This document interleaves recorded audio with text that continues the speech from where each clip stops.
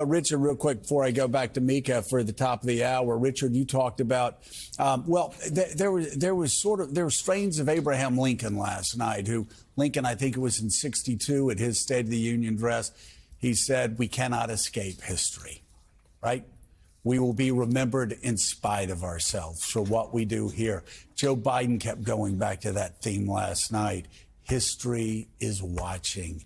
Your children and grandchildren will remember what we do here now. So powerful. So powerful, that refrain, and also essential. Joe, think about it. For most of our lives, presidential elections, the similarities between the candidates were much greater than the differences. We're about to have an election in this country in 8 months where the differences are far greater than the similarities. This will be a truly consequential election. A lot will flow from it. And we have American voters need to understand not only that they need to vote, they've got to get involved and they've got to be informed because this has enormous stakes, enormous content. And that's what I liked about the president last night. Yep. Constantly remind, this was not your run-of-the-mill election. Right. This will have you got a candidate who wants to deconstruct the architecture of the world that for 75 years has served us well.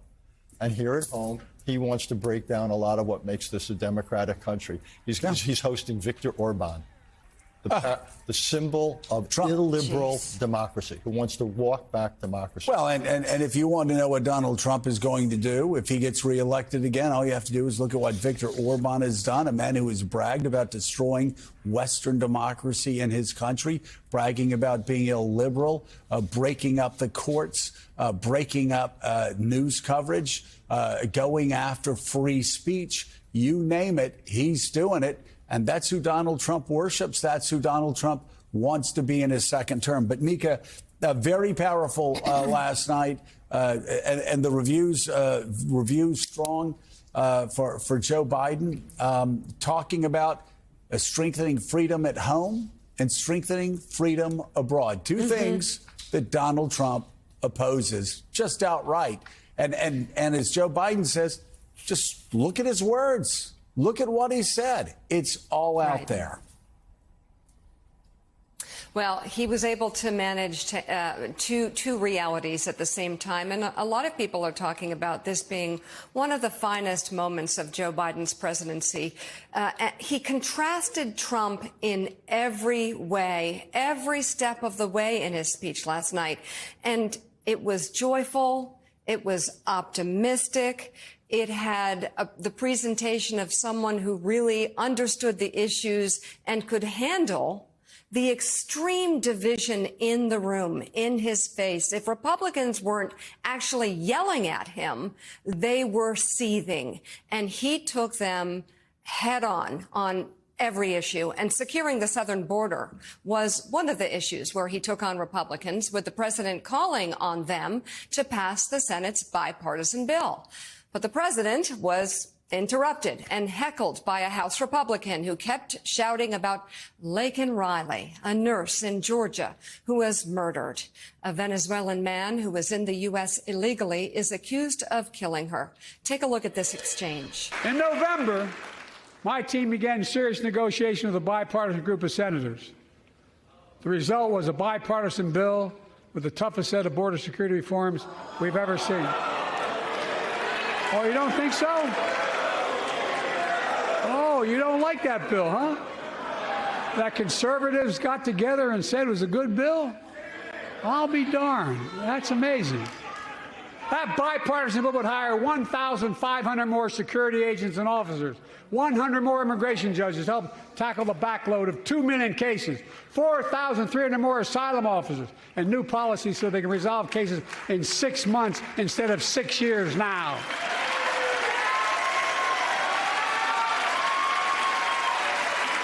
What are you against?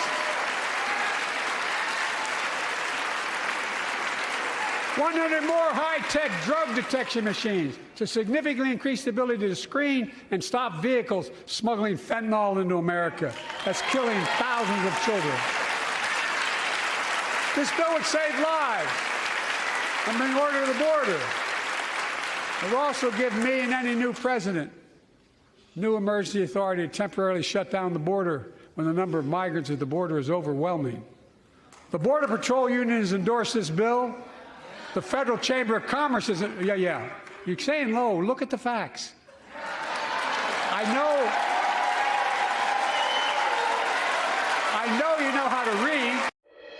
I believe that given the opportunity for a majority in the House and Senate would endorse the bill as well, a majority right now. But unfortunately, politics has derailed this bill so far. I'm told my predecessor called members of Congress in the Senate to demand they block the bill. He feels political win, he viewed it as a political win for me and a political loser for him. It's not about him, it's not about me. I'd be a winner, not really.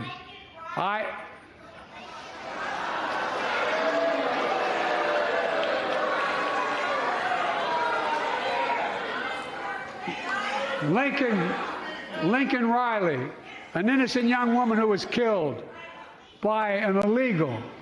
That's right. But how many of thousands of people being killed by illegals?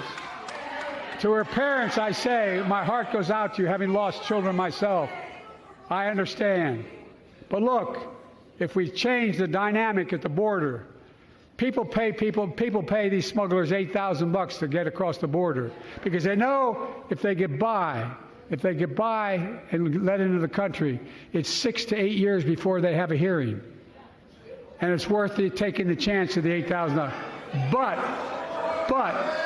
if it's only 6 weeks, the idea is it's highly unlikely that people will pay that money and come all that way knowing that they'll be able to be kicked out quickly. Folks, I would respectfully suggest my Republican friends owe it to the American people, get this bill done. We need to act now.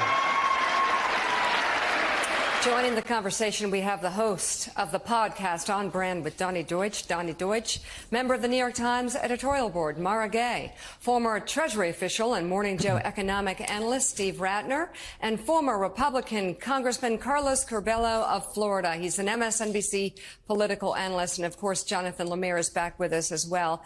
And Joe, to cap off that moment, talking about the border bill, Joe Biden owned the Republicans in every way. And as he was listing what the bill would do, including shut down the border if it became overwhelmed, you had a shot of one of the authors of the bill, Republican, hardcore conservative Senator James Lankford, saying, yes, that's true. It was an incredible night for the president, and I don't know if the Republicans truly understood just how negative they looked. Yeah. It was like it was sort of that Han Solo moment where he goes, it's true. All of it. It's true.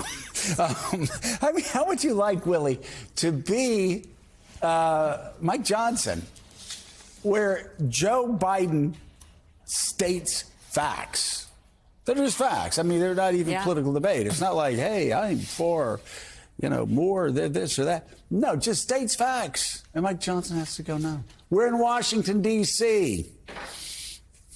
We're in America. I mean, it was a sad, pathetic night. And Mika had said before that Republicans were seething. There are a couple that pretended like they were seething, but I've spent some time on the floors in some State of the Unions. I can tell when a party is scared, when one party's scared and the other party's like leaning forward. And last night, man, that was about as lopsided in all the State of the Unions that I've been in, that I've sat through, that I've watched. That was about as lopsided as I've ever seen. Those Republicans were not happy at the world that Donald Trump has created for them and that they now have to campaign in over the next 6, 7, 8 months.